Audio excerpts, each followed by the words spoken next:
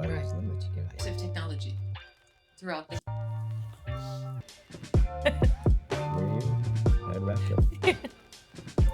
Welcome.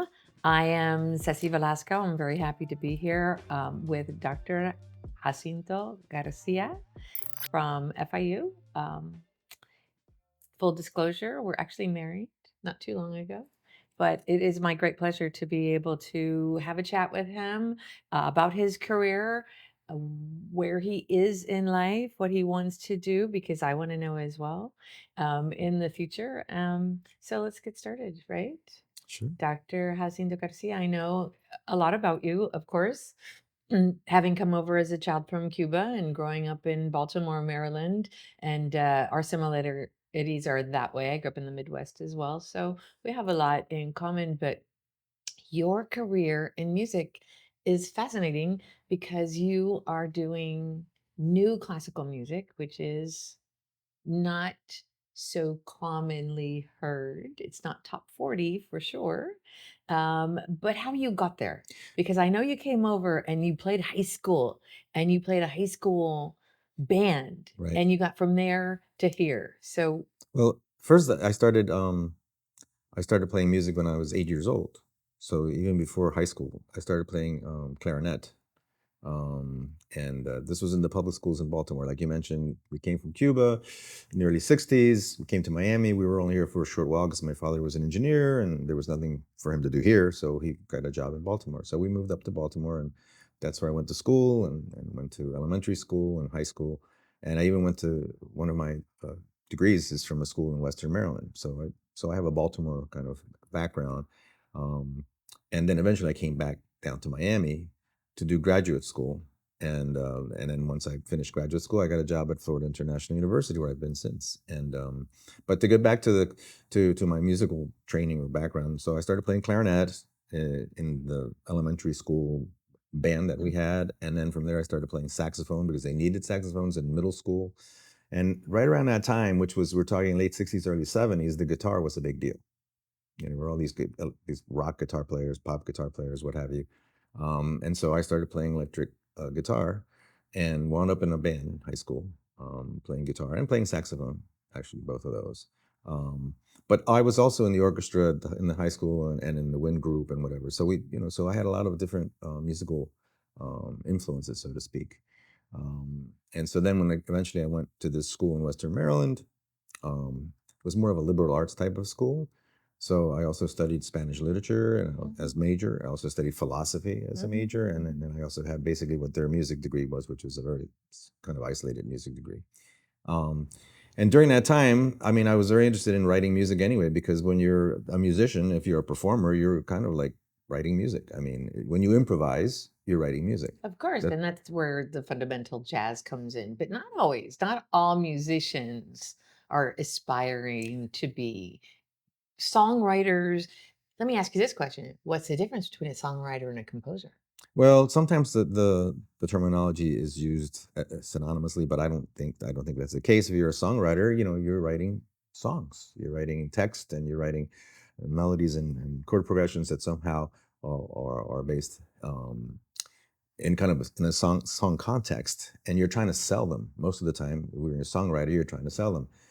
That doesn't mean if you're a composer, you're not trying to sell your compositions as well. But the composer, usually when you mention composition, you're usually talking about someone that's working with either classical instrumentation, which is getting back to what was it that I do? You say modern classical music. It's actually called contemporary classical music, and that's a category that's in the Grammys. It's in the Latin Grammys. It's in the U.S. Grammys. It's in the awards in different countries. So contemporary classical music is a category, and which is kind of a weird terminology because classical music refers to the music of Haydn and Mozart, which is a really long time ago. And so to say that it's contemporary is kind of weird. But having said that, for the general public, it says, okay, it's classical. So it must be for orchestra. It must be like a string quartet or a pianist or whatever. But it's contemporary, which means, okay, it's not exactly like what Mozart would have done or Beethoven or Brahms, because that music is from a long time ago.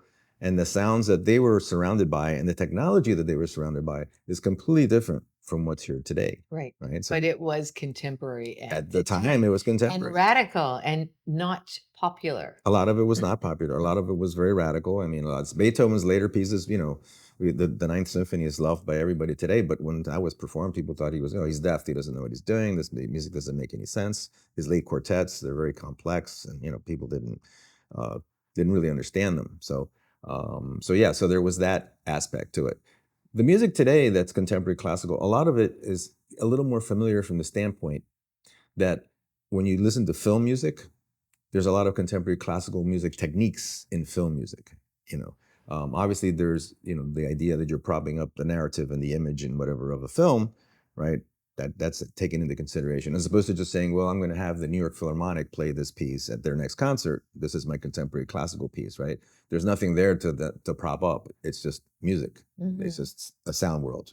Now, it can take you on a journey. It can have its own narrative, et cetera, but it's just a sound world without any kind of program necessarily. Even pieces that say, well, this is a piece dedicated to whatever.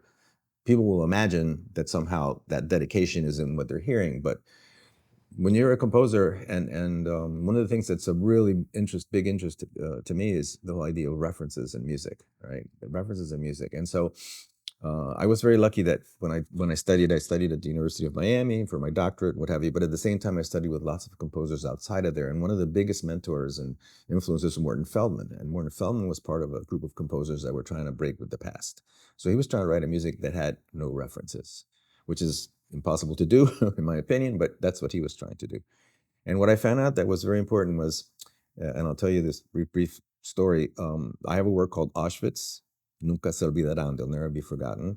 And the piece was written because the choir at the time at FIU was going to Poland, and I had always wanted to write a piece that made a statement regarding the Holocaust. So I wrote this piece where the only text is Nunca se olvidarán, they'll never be forgotten. So it's kind of abstract, but it was performed by the New World Symphony with a master chorale that was in a very good chorale, professional chorale at the time in the mid-90s, 95, I think it was. And the piece was played at the old Lincoln Theater before the New World Center was built. On and Lincoln Road. On Lincoln Road in Miami Beach, yeah. And there were a lot of Jewish people in the audience, and a lot of them came to me afterwards. And very touched by it. Yeah, really. So I'm kind of interested in the. Well, so anyway, but what I just to real briefly say. So what happened is, these people they came up to me and they said, I heard the sounds of the Holocaust, and which I'm like, I wasn't in the Holocaust. I wasn't trying to capture that. I was just working with sound and how it evolved. But these people, really related to it and whatever. So I thought I'll do an experiment.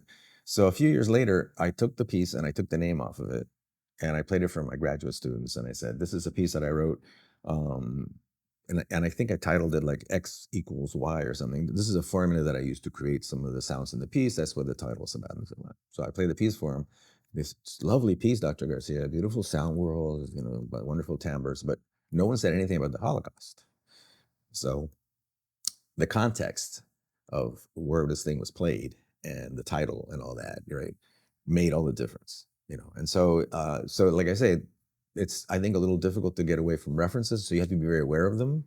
So when I write music, I am very aware of that, and so the titles are very special and specific, so that at least they give an idea, which isn't necessarily the idea that you're going to get. So if a work of mine is called "The Light in the Mist," "La luz en la neblina distante," the light in the distant mist. It doesn't mean that you're going to hear a light in a distant mist, right? But it gives an idea of kind of like, oh, there's parts of this that are kind of hazy and whatever. And so it gives something for the audience to hang on to, especially since this music is without a film, without a video, without any kind of narrative to follow. You just have to follow the sounds. Mm-hmm. And so the titles, I think, help people follow the sounds. And I've heard you talk about this before, going back to how history and things that have been done traditionally in the past were contemporary of their time, right? You recently received an award from the American Academy of Arts and Letters by the publisher C.F. Peters, which was the publisher that published Beethoven when he was alive. Still recognizing contemporary. What did he say? What is their motto? Contemporary for hundreds, thousands of years. Yes. So we've been contemporary for hundreds of years. So they have a group of, obviously they have all kinds of repertoire, but they have a group of maybe a dozen of us of us contemporary composers that they publish. So they have a small group that they publish. So it's a great honor to be published by CF Peters. And in fact, what they're going to publish is a piece that I'm writing for the New World Symphony that's being premiered January 26th by the Symphony for a string orchestra. And it's a piece that follows kind of like the social justice themes that I've been kind of interested in. So there's text that I'm writing in Spanish and in English, and the work is called Prohibido, Prohibited, and kind of deals with that whole idea of kind of repression in some ways. And so, and CF Well, Peters, the headlines of today. yes, and CF Peters is is publishing that work. So very excited about that. And so yeah, so there's actually some extra musical things in some of my pieces, especially in recent times, especially dealing with social justice. I mean, I did it before, like in Auschwitz, but in the Auschwitz piece. But of late, there's been a series of pieces where there's text. In fact, just I don't know why I'm another shameless plug, but my next album is coming out May 24th. With Load Bank, and we met them, and they were so young. They're really Those good. musicians are so young. Well, it's all relative. They're young compared to us, but yeah, yeah, they're incredible musicians, and they happen to really, like what I was doing. And so I wrote this piece for them that's called "La Vida que Vendrá," the life to come, and that became kind of like the title for the album and the title tune. And that tune, they have a baritone voice singer, so obviously he's going to say things, text that I've written for the piece. But then the other players have to also do some things in the piece. And so, in that piece, "La Vida que Vendrá," comes from that's really kind of a refrain from another protest song, to put it that way, that after all this stuff and strife and we're trying to do this, we're just waiting for la vida que vendrá, the life to come. Everybody's hoping for something better, and so that becomes part of the piece, la vida que vendrá. So you have an incredible career, and it's still going. You're still composing a lot, still producing a lot. And going back to, when did you know? I don't think we got the answer between you started in high school with a band, you wanted to write music. How did you know that you were going to do composing versus songwriting? Well, because because I was writing songs in the high school band, but not most of them didn't have text. They were instrumentals. We were already doing lots of kind of very progressive rock and types of tunes. So I was doing some of that. But also, when I wound up in Western Maryland and at Frostburg, um, there was a class that I took that was kind of like a music appreciation class, right? Because remember, this is kind of a liberal arts kind of school where I did this degree, and that class turned me on to all kinds of stuff that kind of paralleled what I was doing with my guitar playing. Because on my guitar playing, I was really into jazz and progressive jazz, not so much bebop and more traditional jazz, which is great music, but I wasn't that interested in it. I couldn't play it very well, but I could play progressive rock very well and progressive jazz. And I started listening to it, and I would get bored, so I would always go to the next thing. And by the time I was finishing up school there, not only had I heard some very, very contemporary classical music in this class, but I also was playing music, or very much interested in very, very free jazz, right? Art Ensemble of Chicago, Ornette Coleman, all these people, they were really pushing boundaries of what jazz was. And so I saw how those kind of connected. I'm like, contemporary classical music was not that far out to me compared to the fact that probably because I was listening to this very progressive jazz, a very experimental jazz. So at that time, that's what really convinced me that I wanted to write like that. And I knew I needed more training. So I came down to Miami and went to the University of Miami because I knew about this composer that was there, Dennis Cam, this young composer, was a fantastic composer and a wonderful teacher. And when I went to see him, he said, "You know what? You need a few more classes, because what you have is kind of a liberal arts degree. You need a few more classes and undergrad classes, and I can't help you with that here because my assistantships are for graduate students. But if you go over to FIU, they just opened, and FIU has the third and fourth year, so all you need is maybe like a year of classes." And he recommended something, so I went over to FIU, and that's what I did. So I have a bachelor's degree from FIU in addition to the one I had from Western Maryland.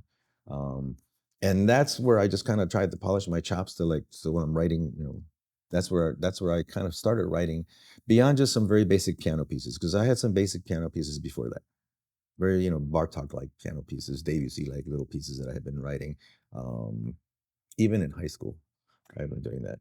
You keep throwing out names of all kinds of music, not only people and songwriters and composers, historic, contemporary, different types of music and genres. And I've heard this before, but I'd like you to explain how important it is for people in this industry wanting to be significant as composers and musicians to be informed.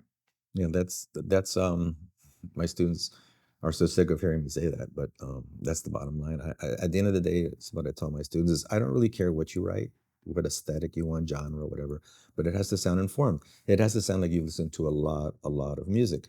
And that's part of that goes back to my own, my own background. Going back to playing guitar in Western Maryland, I had to play everything. I had to go from heavy metal to country and Western to whatever. I mean, to jazz to whatever was required, for the gigs. Um, I mean, it's interesting. A few years ago, I did the music for this documentary film on Liberty Square, and the filmmaker, uh, he, asked me for, okay, I need let me show you what I need in this scene, and let me show you in this scene. And he said, I just this canned music, but I want your version of it. So basically, I had to write like a reggae tune, a Latin kind of rock tune, a jazz tune, and he needed all these just short snippets, 30 seconds, a minute, or whatever. Um, and so when that came out, people were like, "Oh, we didn't know you could do that." And I'm like, "Yeah, and you can do it too," because all of my students have gone through a phase of listening to pop music and trying to write it or whatever. If you're a musician and at some level, maybe it wasn't quite as exaggerated as mine, just because I got into a situation where I had to do all this stuff. You have that in the background, and we have a couple of classes at FIU in the School of Music for not just composition students, although those are the primarily ones that take it, where they have to write other stuff other than contemporary classical music. Most of the time, that's what they're writing with me. They're writing, a piece for string quartet with electronics, clarinet, video, and electronics. That's usually what they're doing. But and that's it. And that sounds like film music, but maybe a little more complex. But in these two classes, one is an experimental arts class. We collaborate with dance students, Yes. and so they work on a project. And if they need to write EDM or if they need to write a tango, whatever it might be, they have to come up with it. And then the other one is a documentary and media scoring class, where if it's a documentary, that they're doing, if it's a podcast, right? If it's an art magazine online, which is another group that we collaborate with, they have to come up with that. And so there, it could be anything. Could be anything. So composing isn't just for the concert hall. It isn't. I have, and then it's funny that you mentioned EDM because I was going to get to how important and how did it come about, your integration of technology with your music? Because it's not just the instruments. I know Right. you integrate all kinds of sounds. I mean, we're listening to the air conditioning flow right now. Right. So there is no such, I've heard, because I live with you, I've heard this, there is no such thing as silence. Right. There's no such thing as silence. There's always some sound somehow. Maybe you have trouble perceiving it because it's at such a frequency that you can't hear it, or because it's so soft that it's hard to hear. But there's always some sort of sound. In my earlier music, I used to, especially after working with Feldman, I used to have lots of silences in the pieces because I wanted you to try to keep hearing the sound, and depending upon the hall where it was played and whatever, you could sometimes still hear the resonance. I mean, if you're playing these pieces in a big church, you're going to hear it. Even if it's a silence in the score where the person stopped playing, there's still resonance going on. So for me, that's a huge deal. And technology, the way I use technology, and I was always interested in technology. I was working with technology when we were using the earlier microcomputers where you would be programming for days and days and days, and the thing would play a major scale, if that. So it was, so I was back in that day, and I've kept going with it, and I've kept up with it. At this stage, what I typically do with technology is I wind up using samples of instruments, right, that I either make myself or that I have the performers who I'm writing for make. And then I take that material and I make it into another performer that's performing with the original. And that comes from a work by Feldman. Feldman didn't really use technology much, but he has a late work that's called Three Voices that he wrote for a very famous soprano at the time, Joan LaBarbera, was a fantastic singer. And so the idea was he had three vocal parts, right? Three vocal parts. And he had Joan sing one of them live, and record the other two. So she's singing with herself. So the whole timbral variation of her voice with her voice times two, times three in essence, because there's three of them, is what the piece is about. So that had a big impact on me. And so that whole concept of having a soloist or an ensemble record material that then I take, manipulate, and then from there write something else that they're going to play. So that there's this counterpoint between the electronics, and they're fixed because it's fixed. They don't change. There's a lot of there's been a real big move towards interactive electronics, and I did a few pieces like that. But to me that wasn't as satisfying. I mean, the live electronics is, it can be fun because you're manipulating the sounds in real time, and so yeah, you have a clarinetist, let's say, and they're playing into the computer, and you're recording it, and then you're playing back a little snippet here and whatever. So it's very improvisational and jazz-like at the time from that standpoint. It's like, and I did some of that, and that was okay. But for me, it's there's more focus on the counterpoint if it's fixed as opposed to if it's changing all the time. It's very hard to hear that change, that counterpoint, if it's changing a lot. For me. For others, that kind of interactivity is very crucial and important, and I respect that. But for me, the fixed media is a little bit important. And obviously, the fixed media comes into play when you're working with video and film and what have you. I mean, you're not precluded from doing interactivity, but especially if it's a project that the video is going to be then eventually shown without you being there, for example, where it's just the electronics are part of the video. The fixed media aspect is, I think, pretty important. And then the other thing that's very common amongst us composers today is that we have notation software. Yeah, yeah. So, I mean, notation software. I mean, it used to be, I go back to the days where you had to Sure. ink and pencil and all that, and whatever, and pull the parts. So, since the early 90s, I've been using Finale notation. There's other software out there. Sibelius, Dorico. There's a bunch of them, but I've been using Finale because I've been using it for so long. And it's fantastic because, you can, even today, what's even better than from years ago, aside from the fact that the software's gotten more powerful, is the whole idea that people now use tablets. A lot of performers are using tablets. So you don't have to print it out and kill trees. Right. They have tablets. You click the pedal to change that. And the beauty of it is, yeah, they click the pedal, and so you just need to make a PDF copy of your score, send it to them, and working with some of the ensembles like string quartets and stuff, they can look at the score. They don't need a part. They can look at the whole score on their tablet, and then they can see where everybody is. So it makes learning music for ensembles so much easier than before, where they're just looking at their own part and hoping that they're in the right spot. Here they can look and say, wait a minute, we got off here. Let's go back. So so that's another aspect of the technology that we're into today that's very beneficial and very positive. And I know that you've integrated that, and that's very important to your work to try to figure out how you could integrate technology. Mira, we're both Hispanic. I'm obviously more Hispanic than I obviously look more Hispanic than you do, but you're actually more Hispanic than I am because you were actually born in Cuba and I was born in the Midwest. So, how important is your Hispanic origins to the influence of your music? Okay, so that's always a really good question, and mostly it happens when I'm in Latin America, visiting, giving talks at a conservatory or a university. They say, "What makes your music Cuban?" Or let's just say, yeah, whatever, Latin American. What makes your music Latin American? I said, my music is Latin American because I am Latin American. I was born in Cuba, and I have Cuban customs. I speak Spanish fluently. I like Cuban food. I like Latin food. So, so I have that going for me. Now, for me, because of the referentiality issues that I was talking about, is I'm not gonna put a guaguancó or a song in one of my pieces. I mean, I could. I certainly know what a guaguancó is, and I can play it. I know what a song is. I mean, I know all these. I know most of the dance forms from Latin America, from Cuba for sure. I could put it in there, but for me, I don't need that reference. So most of the references in my music that reference my Cubanness, if there's such a thing, Goanismo, basically primarily deal with the text that I incorporate, because usually it's in Spanish and usually I'm writing it. 99% of the time I'm writing it, and it's incorporated into the world. And in some of the more recent pieces, there's text in Spanish and there's text in English that references kind of the bilingual aspect of where I am and where I live.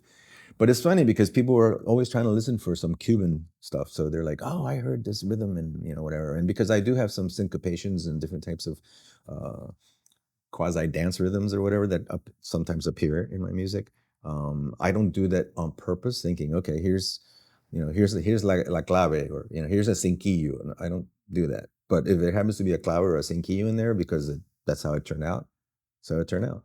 So that's how I would answer that. It's So about being the Hispanic influence. And one more thing now, your most recent project, and you're always working on something, the Load Bang was the work in progress, and that's now been published and has been released. But you're planning the project in Costa Rica. yes, I'm planning a project in Costa Rica that'll probably take place next fall, not this fall, next fall. And the project is to research some of the percussion instruments that are indigenous, autochthonous percussion instruments. And I'm working with the people at the University de Costa Rica, Universidad de Costa Rica. And the idea is to research these instruments, see how they're used, and then sample their sound world to see what the spectral results are of each of these instruments. And then utilizing that sound spectra, right? Sound spectra is just a picture of the sound, right? And it shows the overtones and it shows the different frequencies that are happening when you take, let's say you take a guiro-like instrument and you go rack, right? So you can do that in the computer and sample it, and so you'll see this, what looks like a big picture of that rack, right? And it has all the frequencies that happen when you did that, all the noise and sounds and whatever. So the idea then is to take that picture and analyze it and utilize parts of those frequencies to create the world for the orchestra, so that the orchestra is playing with these instruments. There will be people playing these instruments, but the sounds that are coming from the orchestra are based on the sound spectra from these instruments. And so I'm very much looking forward to working in Costa Rica next fall. Not this fall, but next fall, and spending some time there with some of their ethnomusicologists of these instruments. So Because I plan on going to. yes, it should be. Costa Rica is beautiful. I plan big. It's a great place. It's a great place. It's lovely. So, as a distinguished professor at FIU, which there's only a few of them, Yeah. it is a classification and title. I know that your focus has been a lot on education, and education is the future of the students coming out of the Department of Music and Art and Culture and Architecture and the creative class per se.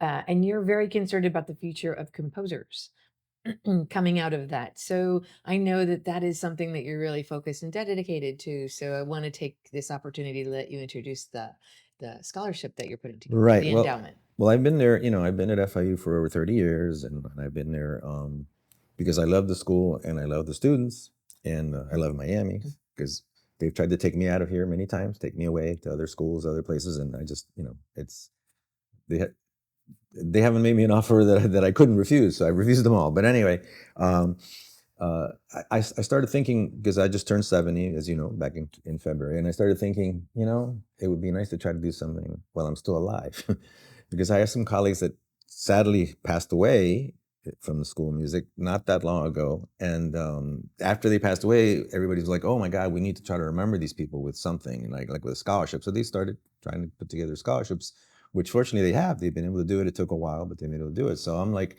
you know what? I should do something while I'm still alive and in a position to hopefully do something. And so I put together this endowment for a scholarship for a composition student at FIU at some point going forward. Hopefully this will be set up very soon. And the idea is that the student has to have some sort of interest in Cuban culture. And I do that because I'm Cuban, and so it doesn't have to be a Cuban necessarily, right? Or Cuban descent or whatever. It can be, but it doesn't have to be. But it just has to show someone says, I'm interested in Cuban culture. Here's a paper I wrote on it, or here's a couple of classes I took about Cuban culture that I think is really cool. Or it might just be that my grandmother was Cuban and she played the piano like mine, and I heard lots of Cuban music with my grandmother. So that's the initiative. Like I say, I'm very always concerned about my students. I'm always trying to revise what I teach, augment what I teach. I try to stay as current as possible with what I'm teaching. My alumni come back because we have this big concert as part of my festival, the Music Miami Festival that I've been running for 27 years. We've been doing an alumni concert, I don't know, now for like 8 or 9, 10 years, I forget how many years it's been, but they come back, and then when I start talking about what I'm doing now, they're like, oh my God, this is like completely way ahead of what we were doing before. I mean, and it's just, you're always continually, evolving and moving forward. And that's what I think it's very, very important as an educator that, you have to be doing research. So that's one way to stay current.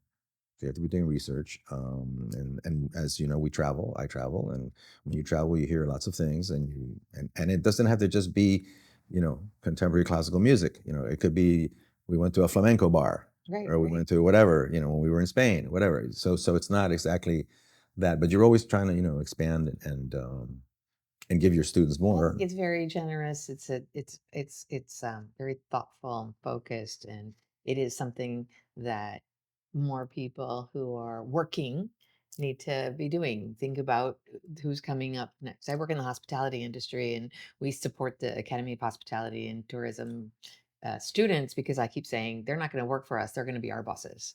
So we do need, I think, to focus on who's coming up, right? And what do they need, and what kind of shoulder. And you're here, the scholarship will be here, the student will be here, and how lucky are they that they will actually be able to work directly with Right. you because they're going to receive the scholarship. So that's great. And hear from you why it is that this was important to you. I think that you just had your at 70 concert, Mm-hmm. and it was standing room only. It Yeah. was a beautiful concert. You are doing this project in Costa Rica. You do have a recording that just came out, but you're not anywhere near retirement at FIU. You're still going to be there. So you're so active in doing all of these different things that keeps you going day and night, that it's inspiring. Well, I just do what I think is right, and try to do the best. Uh, so I mean, I just thought of something related to that. I'm on the board of the Cintas Foundation. The Cintas Foundation gives $25,000 fellowships to composers, visual artists, photographers, architects, writers of Cuban or Cuban descent, right, up through a grandfather. And so, and in the case of the composers, if you're a graduate student, you can apply for that. Now it's very competitive. Don't get me wrong; it's very competitive. So, but what I'm doing with the scholarship is trying to, because my scholarship will be for grads and undergrads. But what I'm trying to do is that's helping to propagate that whole idea of Cuban composers somehow. I mean, I'm not doing it alone, um, but it was like my colleagues on the board of the Cintas Foundation said, this is like a Cintas thing because it's scholarships for students that are, either Cuban or Cuban descent, or at least interested in Cuban culture at some level, and moving that forward. So, yeah, the other thing I'll mention is I don't choose the students. Oh, the scholarships. I don't choose the Cintas fellowships either. We have a panel that does all that. And the same thing at the School of Music. When this scholarship is ready, I will not have anything to say about it. You do have something to say about the Latin Grammys, though.